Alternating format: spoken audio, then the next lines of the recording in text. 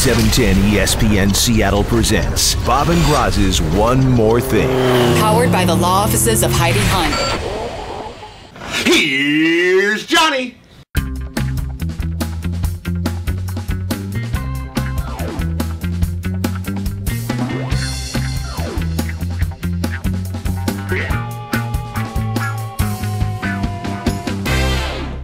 Trying to get excited. Johnny Damon? Just trying to match your excitement over Johnny. I can't. I'm not excited. It's just hard for me to believe this. Was it a tweet? It was a report from, was it John Heyman, I believe. Probably tweeted it out there that the Mariners were front runners for Johnny Damon. A potential landing spot for a 38-year-old Johnny Damon. Just turned 38 in November. Coming off a year where he hit 261, 16 home runs, 70-some runs driven in. Yep, stole 19 bags, played about 145 games. In Tampa Bay. Right. For a good team, indoors. That won't happen here.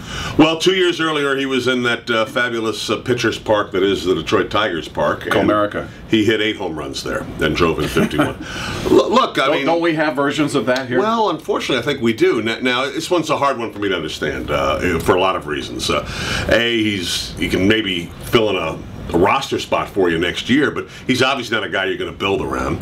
You have a ton of outfielders, and if there's one thing you have on this team... You've got a glut of outfielders. Yeah, he's not necessarily going to be a guy who's going to produce big power numbers here. He's not particularly a good defender even at all anymore, and you don't really need a DH.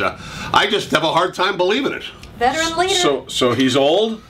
Veteran leader. Veteran leader. That he would be. That's the one role, because he's and he's old. Not a bad guy. No, I like his personality. I think he's great for a clubhouse. He's had that reputation through his whole career, but he's old.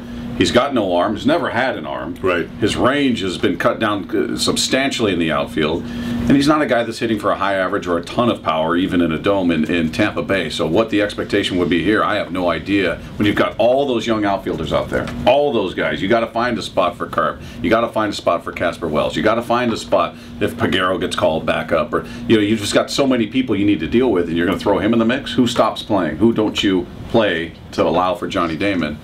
I don't get it. Outside of his presence, just his pure presence on the team, I don't get the upside. Well, they need players, so if it's a small deal and you're not risking a lot of money, I don't think it's necessarily a bad thing, but it's a small thing. For a team that's building, it doesn't make sense. For a team that's already competing for a title, that's on the edge or already there, and he's just an extra piece you can bring off the bench and be a little spark, that makes sense. If the Mariners were that team, if the Mariners were the Rangers or the Angels or the Yankees or one of these teams that are already there, that makes sense. For a team that's building that you know is probably not going to be in the playoffs, I'm not sure what the value is. No, I don't think it competes either.